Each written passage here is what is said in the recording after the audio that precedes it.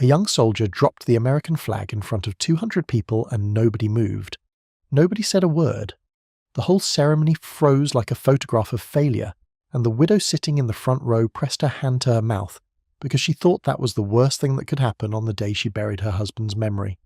She was wrong, because what happened next, what a 79-year-old man with a cane and one working hand did in front of every single person at that ceremony, made 4 generals stand at attention and a 2-star commander wipe tears from his face in full dress uniform. If you believe that real honor doesn't fade with age, comment respect right now, because this story will prove it. Memorial Day in the town of Hadley Falls, Virginia, had always been a quiet affair. The kind of ceremony where old men wore their veteran caps and families laid wreaths against headstones that had been scrubbed clean the night before. The high school band played slightly off-key renditions of patriotic songs, and the mayor gave a speech that tried to say something meaningful, but usually settled for something safe. It was tradition, and tradition was enough. But this year was different. This year, the ceremony had been expanded. A new memorial wall had been erected at the center of Oak Ridge National Cemetery, a long curved slab of black granite etched with the names of every service member from the county who had died in combat since the Korean War. Families had petitioned for it for over a decade. Fundraisers had been held. Letters had been written. And now it stood there, gleaming in the late May sunlight, waiting for its dedication. The crowd was larger than usual.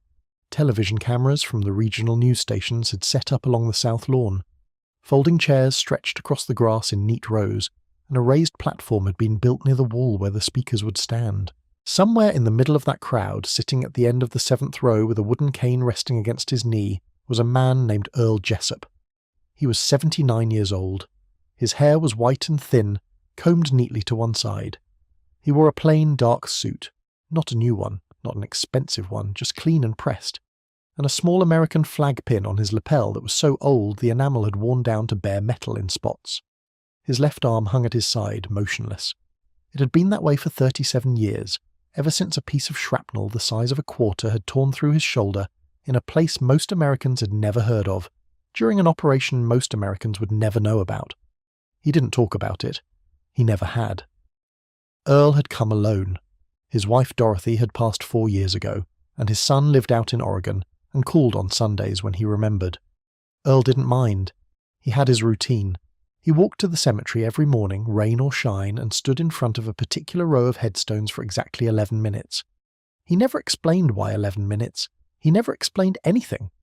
The people in town knew him the way small towns know their quiet elders, a nod at the hardware store, a wave from the porch, a vague understanding that he had served somewhere at some point, but nothing more. He was just old Earl Jessup, the man with the cane and the dead arm. He sat in his folding chair and watched the ceremony begin. The mayor spoke first, then a congresswoman, then the commander of the local VFW post. Each speech was respectful, each one earnest, each one a little too polished. Earl listened without expression. His eyes moved slowly across the memorial wall, reading names that the speakers were treating as abstractions, but that Earl knew as faces, as voices, as men who had bled next to him in darkness. The central event of the ceremony was the flag-folding presentation. A full honor guard had been brought in from Fort Belmont, the army installation 40 miles north. 8 soldiers, all young, all in crisp dress blues, standing in a line near the memorial wall with a large American flag stretched between them. The flag was to be folded in the traditional 13-fold triangle and presented to Margaret Calloway, the widow of Master Sergeant Thomas Calloway, whose name had just been added to the wall after a decades-long campaign by his family to have his service in a classified operation officially recognized. Margaret was 81 years old. She sat in the front row in a navy blue dress with a gold brooch shaped like a cross pinned near her collar. Her hands were folded in her lap. Her eyes were dry, but something in her face said she had used up a lifetime's worth of tears already, and had nothing left but a quiet, dignified endurance. She had waited 43 years for this moment. 43 years to hear her husband's name spoken aloud by someone in uniform. 43 years to be told that what he did mattered, that his death wasn't just a line in a classified file that no one would ever read. The honor guard moved into position. The flag was stretched taut between 4 soldiers on each side, the red and white stripes catching the breeze. The crowd fell silent. Even the children stopped fidgeting. There is something about watching soldiers fold a flag that commands a kind of primal respect, a sense that you are witnessing something sacred, something that connects the living to the dead through the geometry of cloth. The sequence began. The first fold was clean. The second fold was clean. The soldiers moved with the practiced precision of a ritual they had rehearsed dozens of times. But on the third fold, something went wrong. Private First Class Danny Reeves, 20 years old, 3 months out of basic training, standing on the left end of the formation, lost his grip. It wasn't dramatic. His fingers simply slipped. Maybe the breeze caught the fabric wrong. Maybe his palms were sweating. Maybe he was nervous because he could feel the cameras and the crowd and the weight of what he was supposed to be doing. Whatever the reason, the flag buckled. The fold collapsed. The fabric slipped out of alignment, and the soldier next to Reeves tried to compensate, but the correction was too sharp, and suddenly the whole formation stuttered. The flag sagged between them like a broken wing. Reeves grabbed at it, but his hands were shaking now, and the more he tried to fix it, the worse it got. The crease was wrong. The alignment was gone. The triangle that was supposed to form at the edge of the flag was lopsided, puckered, a mess of bunched fabric and uneven lines. The sergeant leading the formation, a staff sergeant named Womack, hissed a correction under his breath, but Reeves couldn't recover. He was frozen. His face had gone from tan to white in the span of 3 seconds, and his eyes had the wide, panicked look of someone who knows that every person in the world is watching them fail. The formation stalled. The other soldiers held their positions, but there was nothing to do. You can't restart a flag fold in the middle of a ceremony. You can't call a timeout on grief. The silence that followed was the worst kind of silence, the kind that fills with second-hand embarrassment and pity, and a growing sense that something meant to honour the dead was turning into something painful for the living. In the front row, Margaret Calloway didn't react. She sat perfectly still, her hands folded, her eyes on the flag. But something shifted in her face, a tightening, a resignation, as if she had spent 43 years waiting for this moment, and now even this was going to be taken from her. Behind the cameras, a news producer whispered into a headset. In the 4th row, someone coughed. In the 8th row, someone coughed. In the 9th row, someone coughed. In the 10th row, someone coughed. In the 11th row, someone coughed. In the 12th row, someone coughed. In the 13th row, someone coughed. In the 14th row, someone coughed. In the 15th row, someone coughed. In the 16th row, someone coughed. In the 17th row, someone coughed. In the 18th row, someone coughed. In the 19th row, someone coughed. In the 20th row, someone coughed. In the 21st row, someone coughed. In the 22nd row, someone coughed. In the 23rd row, someone coughed. In the 24th row, someone coughed. In the 25th row, someone coughed. In the 26th row, someone coughed. In the 27th row, someone coughed. In the 28th row, someone coughed. In the 29th row, someone coughed. In the 30th row, someone coughed. In the 31st row, someone coughed. In the 32nd row, someone coughed. In the 33rd row, someone coughed. In the 34th row, someone coughed. In the 35th row, someone coughed. In the 36th row, someone coughed. In the 37th row, someone coughed. In the 38th row, someone coughed. In the 39th row, someone coughed. In the 40th row, someone coughed. In the 41st row, someone coughed. In the 42nd row, someone coughed. In the 43rd row, someone coughed. In the 44th row, someone coughed. In the 45th row, someone coughed. In the 46th row, someone coughed. In the 47th row, someone coughed. In the 48th row, someone coughed. In the 49th row, someone coughed. In the 50th row, someone coughed. In the 51st row, someone coughed. In the 52nd row, someone coughed. In the 53rd row, someone coughed. In the 54th row, someone coughed. In the 55th row, someone coughed. In the 56th row, someone coughed. In the 57th row, someone coughed. In the 58th row, someone coughed. In the 59th row, someone coughed. In the 60th 4th row, someone coughed. In the 8th row, a teenager smirked and elbowed his friend. Earl Jessup saw all of it. He saw the boys smirk. He saw Margaret's face. He saw the young soldier's trembling hands and the crumpled flag hanging between them like a surrender. And something shifted inside Earl Jessup's chest. It was not anger, exactly. It was not pity. It was something older than both. Something that had lived inside him for 50 years and rarely surfaced. A sense of duty so deeply embedded in his bones that it didn't need a reason. It simply was. Earl reached down and picked up his cane. He placed it firmly on the grass and pushed himself to his feet. It took a moment. His knees were bad and his back had stiffened from sitting, and the world tilted slightly the way it does when you are 79 and standing up is its own kind of victory. But he stood, and then he began to walk. He didn't say anything. He didn't signal to anyone. He didn't ask permission. He simply walked forward, between the rows of folding chairs, his cane tapping softly on the grass with each step, his dead left arm hanging at his side, his eyes fixed on the flag. People noticed. Heads turned. A murmur rippled through the crowd like wind through wheat. Who was that? What was he doing? Someone should stop him. Someone should tell him to sit down. But nobody did. There was something in the way he moved, slow, deliberate, certain, that made people lean back in their chairs instead of forward. An authority that had nothing to do with rank or uniform and everything to do with the way a man carries himself when he has been through things that most people will never understand. He reached the formation. The soldiers looked at him, this thin, white-haired man in a dark suit with a cane and a dead arm, and none of them knew what to do. Staff Sergeant Womack started to step forward, to redirect him, to politely move him back to his seat. Earl looked at him, just looked at him, and Womack stopped. There was something in those eyes, something that Staff Sergeant Womack, with his 12 years of service and his 2 deployments, recognized on a level deeper than conscious thought. He had seen that look before, in the eyes of men who had walked through fire and come out the other side carrying pieces of it inside them forever. Womack stepped back. Earl turned to Private Reeves. The boy was shaking. His lower lip trembled.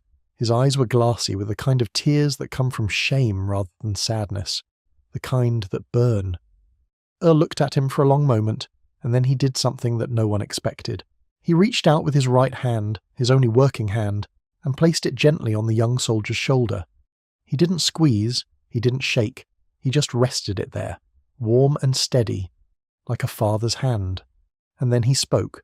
His voice was quiet, barely loud enough for the soldiers to hear, but in the absolute silence of that cemetery it carried. "It's all right, son. Hand it to me." Reeves looked at him, looked at the hand on his shoulder, looked at the crumpled flag in his own shaking hands, and something in the old man's voice, some quality of absolute calm, of unshakable certainty, broke through the panic. Reeves handed him the flag. Earl took it with his right hand. He held it against his chest for a moment, feeling the weight of it, the texture of the fabric, the way the wind tried to pull at the corners. He knew this flag, not this particular flag, but the idea of it, the weight of it, the meaning of every thread. He had folded flags over coffins in jungles that didn't appear on any map. He had folded flags in rain and mud and darkness, with mortar rounds shaking the ground beneath his feet, with his hands covered in blood that wasn't his. He had folded flags for men whose names were classified, whose deaths were denied, whose families received letters that lied about how they died. He had folded this flag more times than he could count, and every time he did, he folded into it a promise that their sacrifice would not be forgotten. He stepped to the end of the formation and nodded once at the soldier standing across from him. The soldier, a corporal named Vega, understood immediately. He took the far end of the flag and held it taut, and then Earl Jessup began to fold, one-handed, 79 years old, a cane hooked over his forearm, a dead limb hanging useless at his left side, and one weathered right hand doing the work of 2. He folded the flag with a precision that made the trained soldiers beside him look like amateurs. His hand moved with the muscle memory of 1,000 repetitions, each fold sharp, each crease exact, each tuck pulling the fabric into alignment as if the flag itself wanted to obey him. The first fold, lengthwise bringing the striped half up to meet the stars, was seamless. He used his chin and his chest, and the pressure of his forearm to hold the fabric in place, while his right hand made the crease. It was not graceful in the way that a young soldier's movements are graceful. It was something else. It was the grace of necessity, of adaptation, of a man who had learned to do with one hand what most men struggle to do with 2. The second lengthwise fold brought the blue field of stars to the outside. Earl's fingers moved along the edge of the fabric, smoothing each inch, pressing out any wrinkle, any imperfection, any hint of disorder. The crowd was completely silent now. No coughs, no whispers, no rustling of programs. 200 people held their breath and watched a 79-year-old man teach them what reverence looked like. Then the triangular folds began. This is where the flag folding ceremony lives or dies, where the geometry either works or it doesn't, where the triangle either forms cleanly or collapses into a shapeless lump. Earl brought the striped corner of the flag up to meet the open edge, forming the first triangle. His hand pressed the fold with a firmness that left no room for error. 1. He folded again, the triangle growing tighter, the fabric compressing into a smaller and more perfect shape with each pass. 2, 3, each fold was identical to the last. Each crease could have cut glass. 4, 5, 6. He worked in silence. The only sound was the soft whisper of fabric against fabric, and the distant cry of a bird somewhere above the tree line. 7, 8, 9. The flag was growing smaller in his hand now, the triangle thick and tight and heavy with the accumulated weight of every fold. 10, 11, 12. The 12th fold left a small strip of blue fabric, the stars, extending beyond the triangle. Earl tucked it in with a precision so exact that the edge disappeared completely, as if the flag had simply decided to be perfect. 13 folds, not one crease out of place, a triangle so tight, so symmetrical, so geometrically flawless that it looked like it had been pressed by a machine. Earl held the flag in his right hand. He stood there for a moment, still and straight, and something happened to his posture. The stoop was gone. The lean on the cane was gone. He stood the way he had stood 50 years ago when he was 30 and indestructible, and the world hadn't yet taken everything from him. He stood like a soldier. And then he turned. He walked slowly to the front row, where Margaret Calloway sat with her hands folded, and her eyes wide and wet with something that was not grief anymore but recognition. Earl stopped in front of her. He looked down at the flag in his hand, and then he looked at Margaret, and his voice, when he spoke, was thick with a lifetime of things he'd never said to anyone. This flag is presented on behalf of a grateful nation, and in honour of your husband, Master Sergeant Thomas Calloway. Tommy was the bravest man I ever knew. I was with him on the night he died. I held his hand. I promised him I'd make sure they remembered. I'm sorry it took so long. Margaret Calloway stared at him. Her lips parted. A sound came out of her that was not a word but something more ancient, a sound that held 43 years of silence and loneliness, and unanswered questions. She knew her husband had died in a classified operation. She knew there had been other men there. She had spent 4 decades wondering who they were, whether any of them survived, whether any of them remembered Tommy the way she remembered him, and here one stood, right in front of her, with one working hand and a cane and a flag folded into a perfect triangle. Earl placed the flag gently in her lap. His hand lingered on it for a moment, just a moment, as if letting go of the flag meant letting go of the last physical connection to the man he had promised to remember. Then he stepped back. Margaret reached out and grabbed his hand. She held it with both of hers, a grip that was surprisingly strong for a woman of 81, and she pulled him closer. "You were there?" she whispered. "I was there," Earl said. "He talked about you. At the end. He said your name." Margaret's face crumbled. Not in despair, but in something that looked almost like relief. The kind of relief that comes when a wound you thought would never heal suddenly, unexpectedly begins to close. She pulled Earl's hand to her cheek and held it there, and the tears came, and for the first time in 43 years, they were not tears of loss. They were tears of finding. The crowd was in ruins. Grown men wiped their eyes with the backs of their hands. Women pressed tissues to their faces. The teenager who had smirked 3 minutes ago sat rigid in his chair, with his jaw clenched and his eyes fixed on the ground because he was 15 years old and had just learned something about the world that he didn't yet have the words to describe. The news cameras were rolling, every single one of them, and not a single camera operator's hand was steady. On the raised platform, the VFW post commander stood frozen at the microphone. He had been preparing to make some kind of announcement, some recovery from the honor guard's stumble, but the words had evaporated from his mind. He just stood there, watching, like everyone else. The honor guard soldiers hadn't moved. They stood in formation, watching Earl Jessup, and something was happening on their faces, something between shame and awe. They were young, they were trained, they were professionals, and they had just watched a 79-year-old man with one arm do in 60 seconds what they couldn't do with 8 people and 2 rehearsals and every advantage in the world. Staff Sergeant Womack broke first. He stepped forward, came to attention, and saluted. It was not a casual salute. It was not a regulation minimum salute. It was the kind of salute that you give to someone who outranks you not by insignia, but by the sheer weight of what they have survived. One by one, the other soldiers followed. 8 soldiers in dress blues standing in a line at a cemetery on Memorial Day, saluting a man in a dark suit who had never asked for anyone's recognition and would have been perfectly happy to sit in his folding chair in the 7th row and go home without anyone noticing he was there. Then something else happened. From the back of the crowd near the tree line where the cemetery road curves toward the main gate, a black SUV pulled up. It had military plates. The door opened, and a man in army dress green stepped out. He was tall, broad-shouldered, with silver eagles on his shoulders and a chest full of ribbons that told a story most people couldn't read. Colonel Marcus Webb.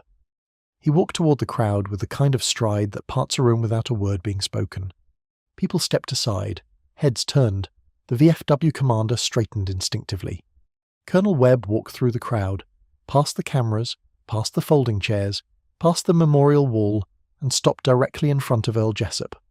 Earl looked at him. A flicker of recognition crossed his face, faint, like a match struck in a wind tunnel, but there. "Colonel," Earl said quietly. "Sergeant Major," Webb replied. The title hit the crowd like a thunderclap. Sergeant Major, the highest enlisted rank in the United States Army. The man they knew as Old Earl Jessup, the man with the cane and the dead arm and the daily walks to the cemetery, held the highest rank that a non-commissioned officer could achieve.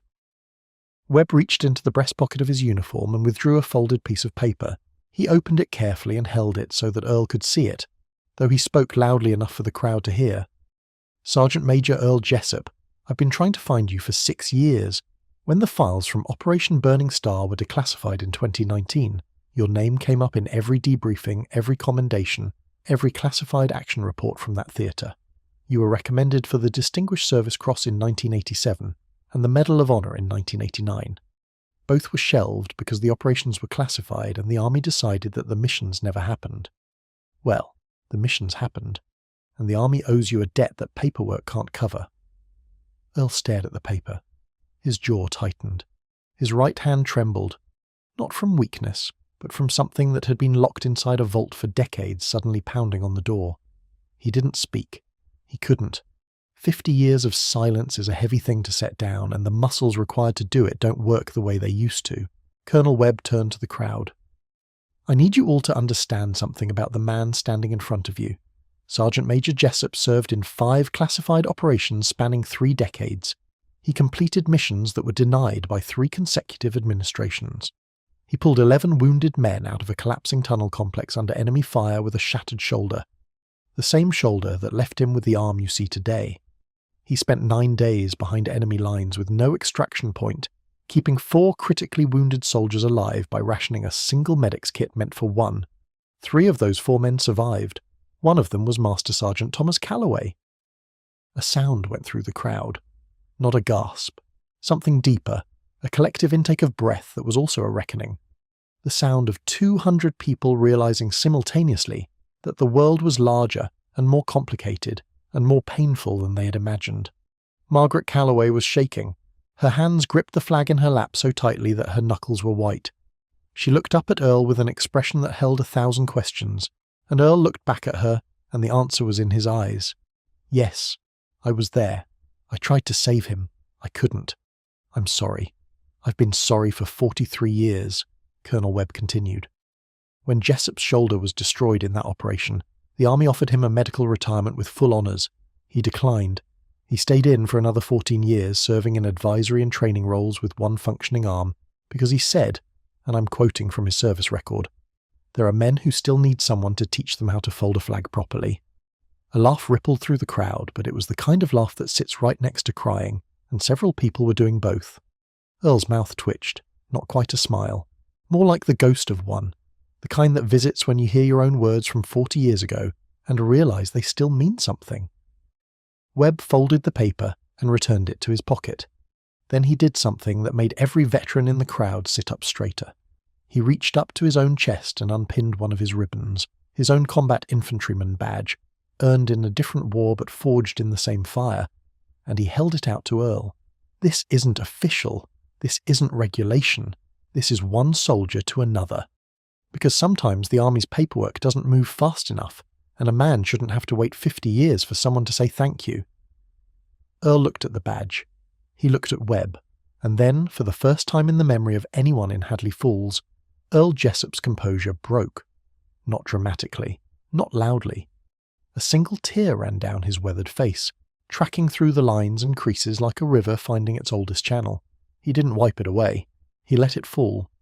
He reached out with his right hand and took the badge, and his fingers closed around it, and he held it against his chest, and he nodded. That was all. A nod. But in that nod was everything.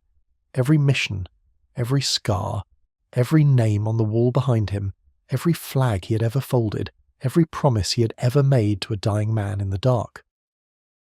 Private Reeves, the young soldier who had dropped the flag, watched all of this from his place in the formation. He was still at attention, he was still in position, but he was crying. Not the ashamed tears from before, different tears. The kind that come when you suddenly understand why you put on the uniform in the first place. The kind that come when you see, standing right in front of you, the living answer to every abstract lecture about honour and duty and sacrifice that you sat through, in training and thought you understood but didn't. Not really. Not until now. When the ceremony ended, when the speeches had been given and the wreaths had been laid and the crowd had begun to drift toward their cars, Reeves broke from the formation and jogged after Earl, who was making his slow way back through the rows of folding chairs. "Sergeant Major," Reeves called. Earl stopped, turned, looked at the young man. "I'm sorry," Reeves said, his voice cracked. "About the flag. I'm sorry." Earl studied him for a long moment. Then he said, "What's your name, Private?" "Reeves, Sergeant Major. Danny Reeves." "How long you been in, Reeves?" 3 months, Sergeant Major." Earl nodded. "You know what happened the first time I folded a flag in a combat zone?" Reeves shook his head. "I dropped it," Earl said. "Dropped it right in the mud, monsoon season. Couldn't see 3 feet in front of me. My sergeant picked it up, wiped it off, handed it back and said, 'Try again.'" He looked at Reeves with eyes that were impossibly kind for a man who had seen the things he had seen. "That's the whole secret, son. You drop it, you pick it up, you try again. That's all any of us are doing." He reached into the inside pocket of his suit jacket and pulled out something small and worn. A challenge coin, its surface rubbed smooth by decades of handling. He pressed it into Reeves's palm. "First Sergeant Major of the Army gave me that in 1979. Told me to pass it along when I found someone who needed it more than I did. Took me a while. Hold on to it." Reeves looked down at the coin. His hand closed around it. When he looked up, there were fresh tears on his face, but he was standing straighter than he had stood all day. "Thank you, Sergeant Major." Earl nodded again. Then he turned and continued his slow walk toward the parking lot, his cane tapping against the pavement, his white hair catching the afternoon light. The next morning, Reeves drove to Earl Jessup's house. It was a small white clapboard home at the end of a gravel road, with a vegetable garden in the back, and an American flag flying from a pole in the front yard. The flag was naturally in perfect condition, not a frayed edge, not a faded stripe. Reeves knocked. Earl answered the door in work clothes, a cup of coffee in his hand, looking unsurprised. "Figured you'd come," he said. "Come in." Over the next 3 hours, Earl Jessup taught Private Danny Reeves how to fold a flag. He taught him the 13 folds and what each one symbolized. He taught him how to hold the fabric with respect, how to feel the weave of it between his fingers, how to treat every fold as if it were the last thing standing between a grieving family and despair. He taught him one-handed first, making Reeves tuck his left arm behind his back and do it alone, because if you can fold it with one hand, you'll never fumble it with two. He taught him the way his sergeant had taught him, 60 years ago, in a world that no longer existed except in the memories of men like Earl.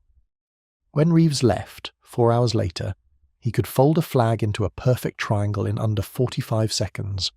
With either hand, Earl watched him go from the porch leaning on his cane, his coffee long cold. He stood there for a while after the car had disappeared, looking at the road, then at the flag on his pole, then at the sky. Somewhere in the distance a bird sang. The afternoon was warm and still.